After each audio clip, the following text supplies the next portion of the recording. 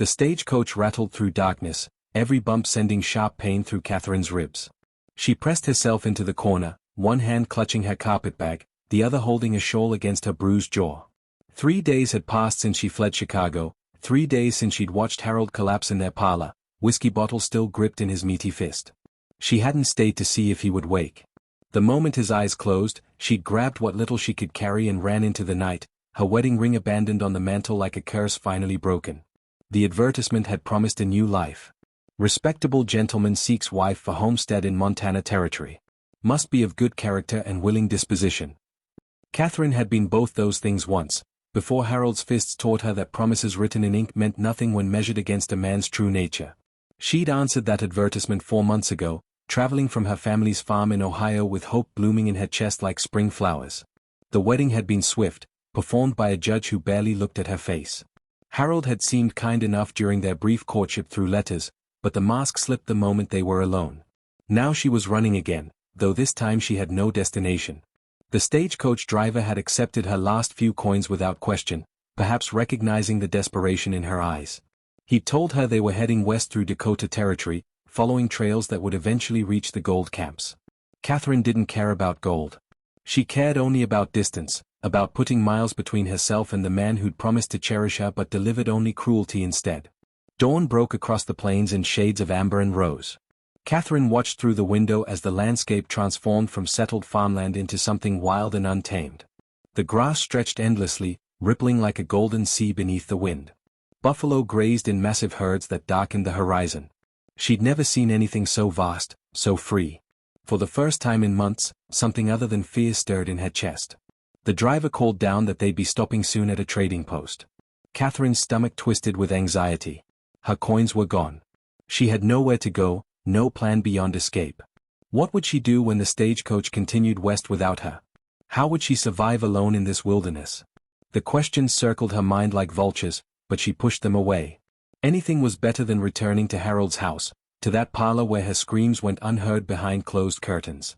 The trading post appeared like a mirage, a cluster of rough buildings crouched beside a muddy river.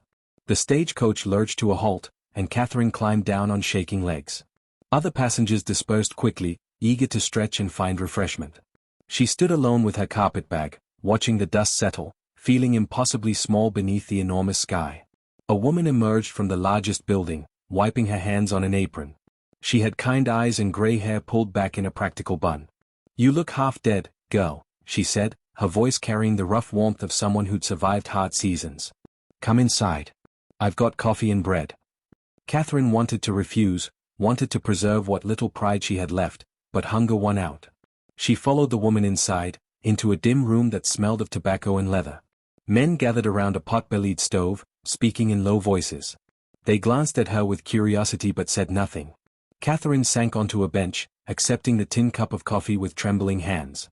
"I'm Martha," the woman said, settling beside her. "You're running from something." It wasn't a question. Catherine nodded, unable to speak past the lump in her throat. Martha patted her hand, her touch gentle against Catherine's bruised knuckles. "Well then," she said quietly. "Let's figure out where you're running to." Catherine spent 3 days at the trading post, earning her keep by helping Martha with cooking and cleaning.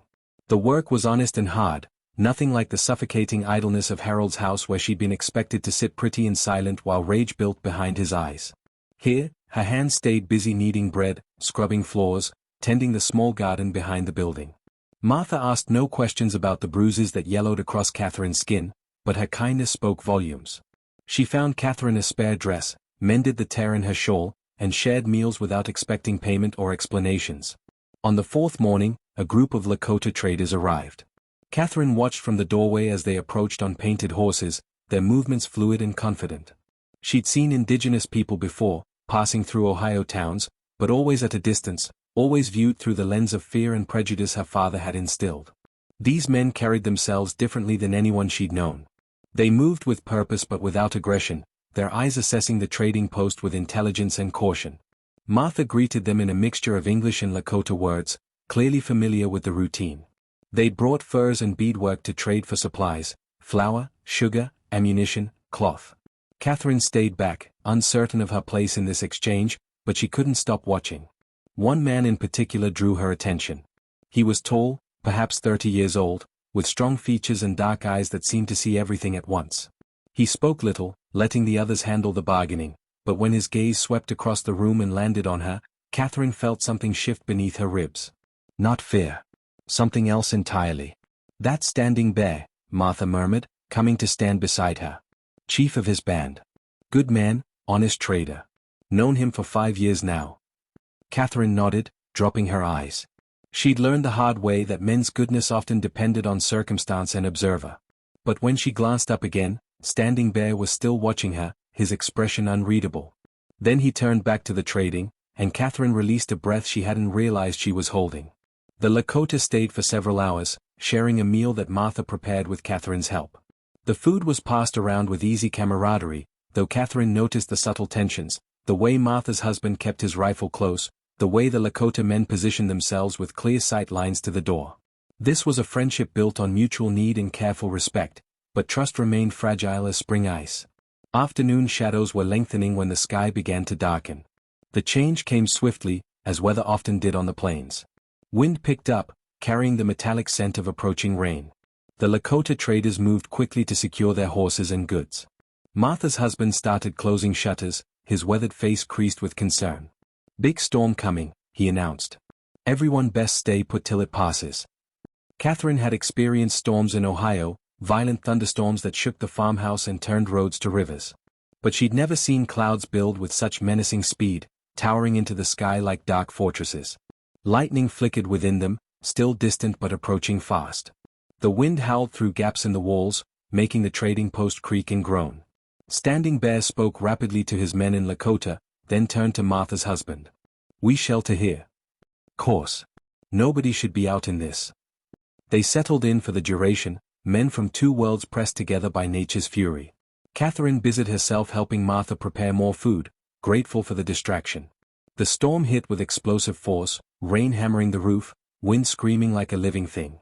Thunder crashed so loudly it felt like the earth itself was splitting open. Catherine flinched with each boom, memories of Harold's rage flooding back unbidden. His voice had sounded like thunder, his fists like lightning strikes. She must have made some sound, some small whimper of distress, because suddenly Standing Bear was there.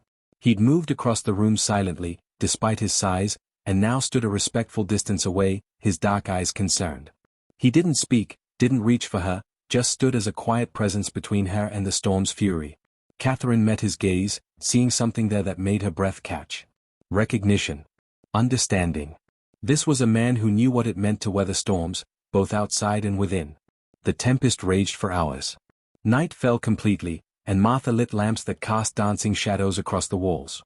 The Lakota traders spoke quietly among themselves while Martha's husband dozed in his chair. Catherine found herself sitting near Standing Bear, though she couldn't say who had moved closer first. They didn't speak, he seemed to know limited English, and she knew no Lakota, but words felt unnecessary.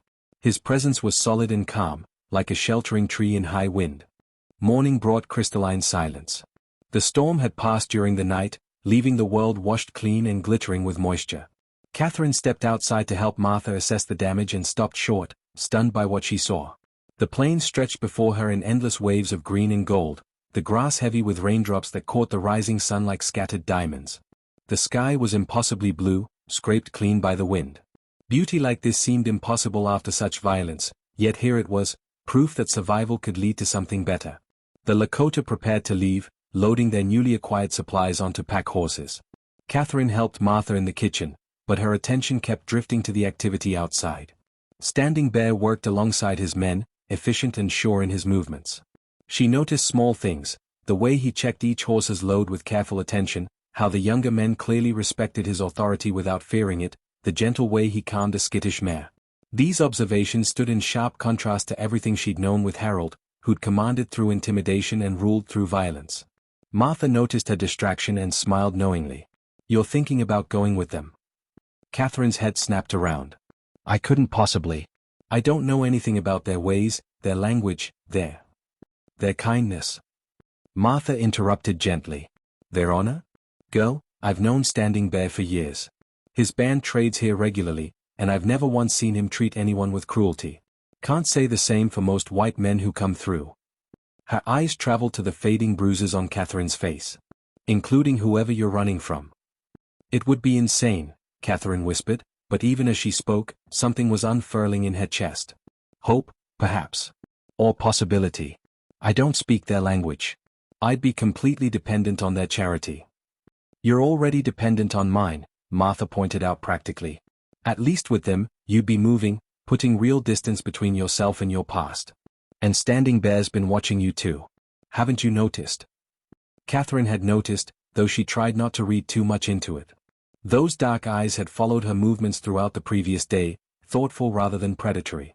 Even during the storm, when he'd stood near her in silent solidarity, his presence had felt protective rather than possessive. But could she trust her own judgment? She'd been so wrong about Harold. As if summoned by her thoughts, Standing Bear appeared in the doorway. He spoke to Martha in careful English, the words clearly difficult for him. We go soon. Long journey. Woman. He gestured to Catherine, searching for words. She is hurt. Running. This I see. Martha glanced at Catherine, then back to Standing Bear. She needs somewhere safe. Somewhere far from cities and civilized men who ain't so civilized. Standing Bear nodded slowly. He turned to Catherine, and she forced herself to meet his eyes, to stand tall despite the fear coiling in her stomach. When he spoke again, his voice was low and serious. My people, we know running. We know pain. You come, you are safe. No man hurt you. This I promise. The words were simple, broken by the barriers of language, but Catherine heard the truth beneath them. This wasn't a proposal or a proposition. It was an offer of sanctuary, pure and uncomplicated. She thought about her options: stay here indefinitely on Martha's charity, try to find work in some rough frontier town where Harold might eventually track her down, or take a leap of faith into the complete unknown. How far is your village? She asked. Standing Bear considered, calculating distances in his head. 10 days' ride. Good land, good water. Safe. He paused, then added carefully, I have no wife. You need no man. But you need protection. This I give. Catherine understood what he was offering. Not marriage, not ownership, but protection within his community. The distinction felt important, respectful of her autonomy in a way no white man had ever been. She looked at Martha, who nodded encouragingly. You'll need different clothes, Martha said practically. Those skirts won't survive a day of riding. Come on, I've got things that'll work better. Within an hour, Catherine found herself dressed in borrowed buckskin leggings and a simple tunic, her precious carpet bag secured to a gentle mare Standing Bear had chosen specifically for her. The Lakota watched with various expressions of curiosity and approval as she mounted awkwardly, unused to riding astride. Standing Bear swung onto his own horse with fluid grace, then looked at her with something that might have been a smile. You afraid? He asked. Yes, Catherine admitted honestly. But I've been afraid before. Fear alone isn't reason enough to stand still. The first days of travel were harder than Catherine had imagined. Her body, soft from months of captivity in Harold's house, protested every movement. Muscles she didn't know existed screamed with pain. Her thighs were raw from riding, her back ached from unfamiliar postures, and her hands blistered despite Standing Bear's patient instruction on how to hold the reins properly. But she gritted her teeth and pushed through the discomfort, determined not to slow the group down or prove herself weak. The Lakota traveled in a loose formation, spread across the prairie in a way that seemed casual but clearly had purpose. Standing Bear explained through simple words and gestures that they watched for threats, other tribes, white soldiers, bandits who preyed on anyone vulnerable. Catherine began to understand that safety was never assumed out here, always actively maintained through vigilance and skill. They communicated mostly through gestures and expressions, with Standing Bear serving as interpreter when necessary. His English was limited but growing daily, and Catherine found herself picking up Lakota words with surprising speed. Need drove learning faster than any classroom could. She learned waste for good, Pilamaya for thank you, Mini for water. Each new word felt like a small victory, a bridge between her old life and whatever waited ahead. The other men in the group gradually warmed to her presence. At first they'd been skeptical, she could tell, uncertain what to make of this white woman who'd attached herself to their chief. But as days passed and she proved herself willing to work without complaint, helping gather firewood, tending horses, sharing whatever tasks needed doing, she saw their attitudes shift. One younger man named Swift Arrow even began teaching her useful phrases during evening camps, laughing good-naturedly at her pronunciation but encouraging her efforts. Standing Bear remained watchful but not smothering. He positioned his sleeping robe near hers at night, clearly standing guard, but he never encroached on her space or made her feel trapped. During the day he rode nearby but not hovering, close enough to help if she needed it but giving her room to prove her own capability. This balance of protection and respect was entirely foreign to Catherine. Harold had claimed ownership from their first moment together, treating her as property to be controlled. Standing Bear seemed to view her as a person deserving of agency, even as he offered shelter under his authority. On the fifth evening, they camped beside a clear stream that cut through the rolling grassland. The sunset painted the sky in shades of purple and crimson, and the air hummed with insects and birdsong. Catherine sat apart from the group, watching the water flow past, letting the peace of this place seep into her bones. She thought about how strange her life had become, how impossible anyone back in Ohio would find this situation. Their pious disapproval meant nothing to her now. They'd never asked what happened behind the closed doors of her marriage. They'd never noticed her diminishing into shadows, never heard her silent screams. Standing Bear approached quietly and settled nearby, respecting the space between them. He'd brought her a piece of roasted meat wrapped in leaves. She accepted it gratefully, the simple kindness of the gesture making her throat tighten with emotion. "You think of before," he observed. It wasn't a question. "Yes," Catherine admitted. "I think about what I escaped. And I wonder what I'm traveling toward." Standing Bear was quiet for a moment, watching the water. When he spoke, his words came slowly, carefully chosen. "White men hurt you. I see this. My people, we also hurt by white men. Soldiers, settlers, they take our land, kill our buffalo, break promises. We know pain." He turned to look at her directly. "But pain does not live forever if you let it go. Like water." He gestured to the stream. "It flows away if you do not hold it." Catherine considered this, the simple wisdom of it. She'd been carrying Harold's violence like stones in her pockets, weighing her down with every step. What if she could simply let it wash away, flowing downstream into the past where it belonged? "Your people have accepted me," she said softly. "I don't understand why. I'm nothing to them, just another white face from a culture that's caused them suffering." "You are person," Standing Bear said simply. "Person who needs help. This is enough." He paused, then added, "Also, I see your spirit. Wounded but not broken. Afraid but still brave. These things matter more than skin color." His words cracked something open inside her chest. Tears came unexpectedly, spilling down her cheeks before she could stop them. She'd cried before, silent, hidden tears in Harold's house, but these were different. These were tears of release, of grief and gratitude tangled together. Standing Bear didn't try to stop her or make her feel ashamed. He simply sat with her until the storm passed, his presence solid and patient as stone. The Lakota village appeared on the 10th day, nestled in a valley where a river bent through cottonwood trees. Catherine's first glimpse took her breath away. Teepees stood in careful arrangement, their painted sides depicting stories she couldn't yet read but longed to understand. Smoke rose from cooking fires in thin streams that dispersed into the clear sky. Children played near the water's edge, their laughter carrying across the distance.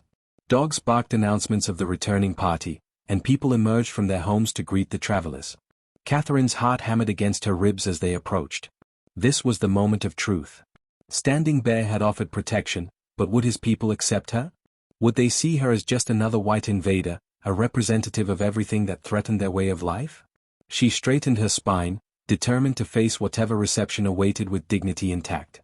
The villagers gathered as the horses entered the camp. Catherine felt dozens of eyes assessing her, saw expressions ranging from curiosity to suspicion to frank confusion. Standing Bear dismounted and immediately began speaking in rapid Lakota, explaining her presence. She caught a few words she recognized: protection, safe, wounded, but the rest flowed past her understanding like water over stones. An elderly woman stepped forward, her face creased with years of laughter and sorrow. She wore a dress adorned with intricate beadwork, and her gray hair hung in long braids wrapped with leather and feathers. She studied Catherine with keen eyes that seemed to see straight through flesh to the truth beneath. Then she spoke, her voice carrying authority that needed no translation. Standing Bear turned to Catherine. "This grandmother Sparrow, elder of our people. She say you come to her teepee. She decide if you stay." Catherine's fate, it seemed, rested with this formidable woman. She dismounted carefully, her legs trembling from days of riding, and approached Grandmother Sparrow with her head held high but her eyes respectful. The old woman circled her slowly, taking in every detail: the healing bruises, the calluses forming on her hands from work, the determination in her bearing. Finally, she nodded once and gestured for Catherine to follow. The teepee was larger than Catherine expected, the interior surprisingly spacious and organized.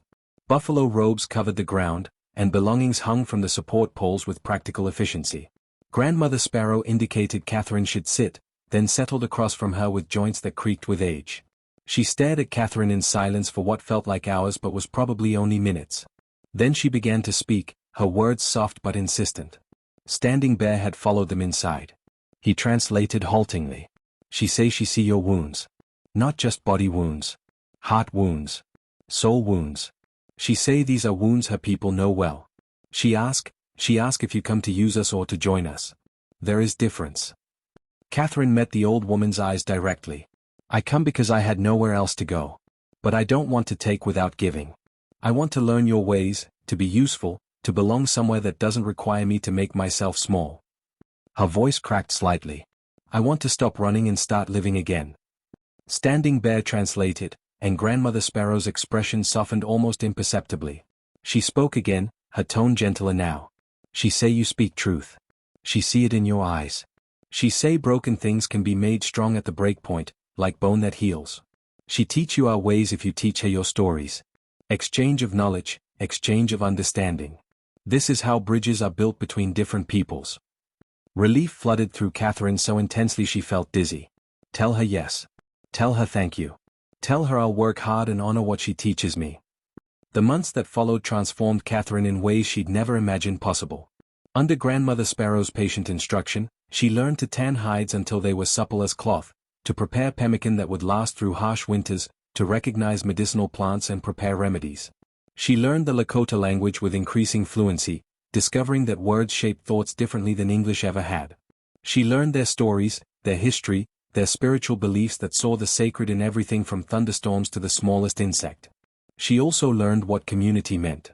In Harold's world, she'd been isolated, cut off from meaningful connection, valued only for what service she could provide.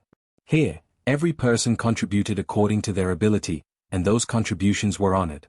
The women welcomed her into their circle, teaching her beadwork and quill work with encouraging laughter when she made mistakes.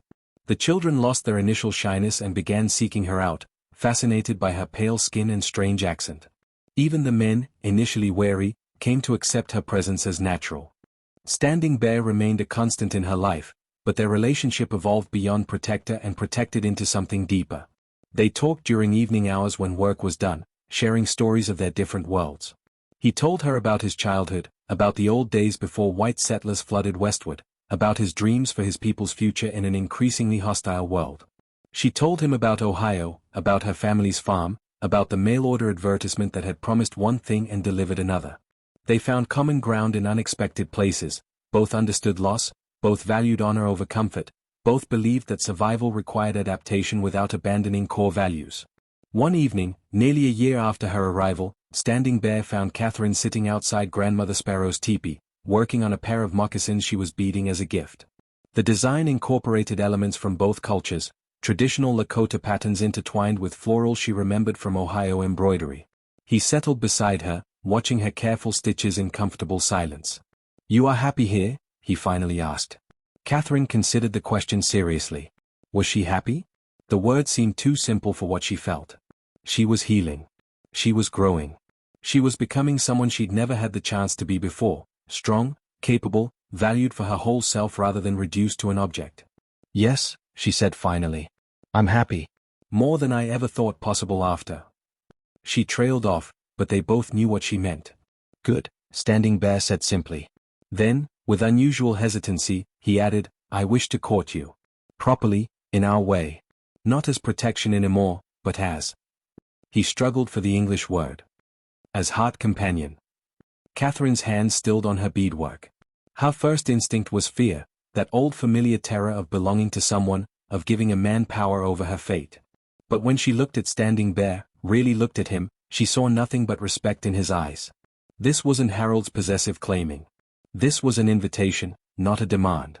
An offering she was free to accept or decline without penalty. "I would like that," she said softly. "But slowly. I'm still learning to trust." "Slowly is good," Standing Bear agreed. "Trust is earned, not taken. I will prove I am worthy." And he did, over months and seasons that turned into years. Their courtship followed Lakota traditions, gifts exchanged, time spent in chaperone company, intentions made clear to the community. When they finally married, it was in a ceremony that honored both their histories, witnessed by people who'd become Catherine's true family. Grandmother Sparrow spoke the blessings, her voice strong despite her advancing years, tears of joy tracking down her weathered cheeks. Catherine never forgot where she'd come from or what she'd survived. The scars remained, both visible and hidden. But she'd learned that running toward something was different than running away, and that sometimes the most unexpected paths led exactly where you needed to be. She'd escaped abuse and found herself in the arms of a people who understood that true strength lay not in domination but in dignity, not in control but in respect. Standing Bear kept his promise. She was safe, she was valued, and she was finally, truly home.